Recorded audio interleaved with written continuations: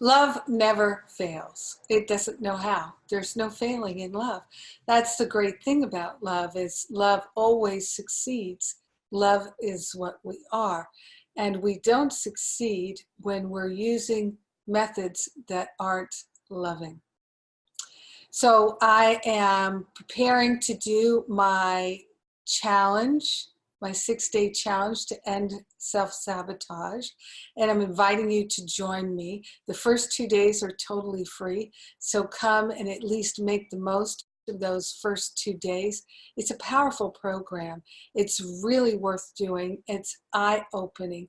And one of the most eye-opening things about it is people discover how much they're leaking their energy out.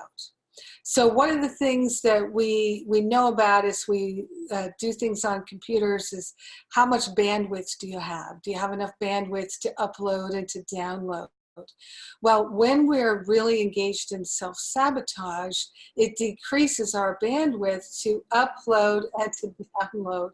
And of course, the downloads come from spirit, and the uploads are when we're sharing the love and the light and being able to bring benefit and to be open-hearted and open-minded with people in our life. So we have less patience, less kindness, we start isolating, and one of the things that those who engage in a lot of self-medication do is we isolate and we self-medicate. Because we all know as spiritual students that self-medicating isn't very spiritual, so we prefer to do it in isolation where nobody's watching. Because we are already judging ourselves so harshly, we do not want to be judged by anybody else. We're ashamed of the self-medication, and so we do it in private.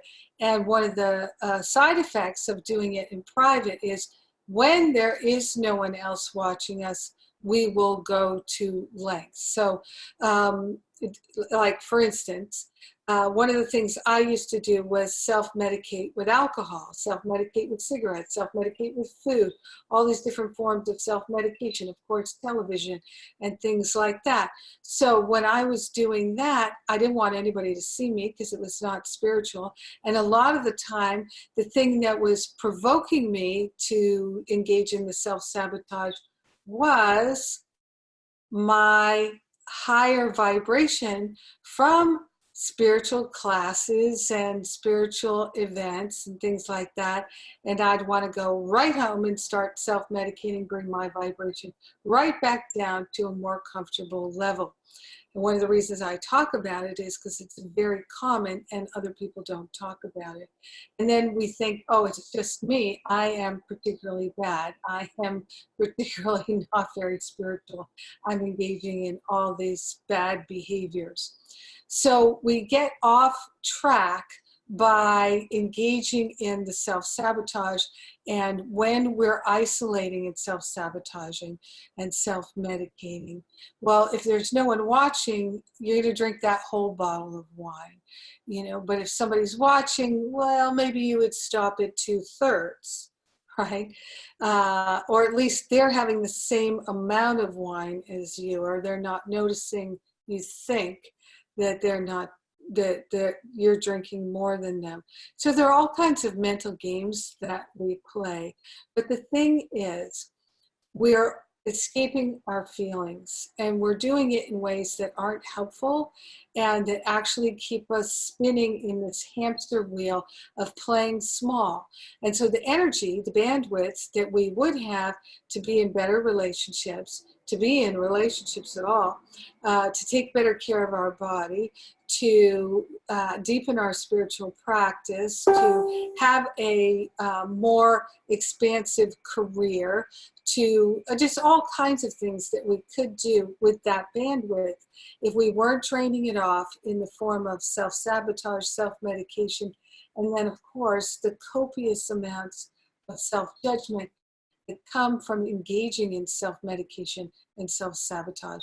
So that's the whole point of this challenge, is to bring awareness to the choices we're making and what we're doing and what the ramifications are, so we can actually see, oh, I could stop choosing this, and that would save a whole lot of time, energy, and money. And through our discussions that we have in the homework breakouts 2 times a day, you're invited. In those breakouts, we start to have more self-compassion, and we realize we're not the only ones. So people have told me this is a deeply healing program, really life-changing for them. It's so simple, and the first couple of days are totally free. So won't you please come and enjoy this program? And of course, the most important thing to do is to actually do the work in it. And since the first 2 days are free, please bring a friend. And if that's all you do, you will be so glad. People have always told me that the first day is in many ways life-changing all by itself. So just come, just get the worksheet, a little something to get you started. And I can't say enough about how powerful it is to transform the habits of self-sabotage and self-medication. I never thought I would be able to let those habits go. And now that I have, I am so grateful. And the thing is, it didn't happen because I changed my behavior. It happened because of my spiritual practice, shifting my consciousness. And this is what I'd like to share with you. So I don't think you're going to get this somewhere else. Come and join us Saturday and Sunday. Mwah! Yes, love never fails.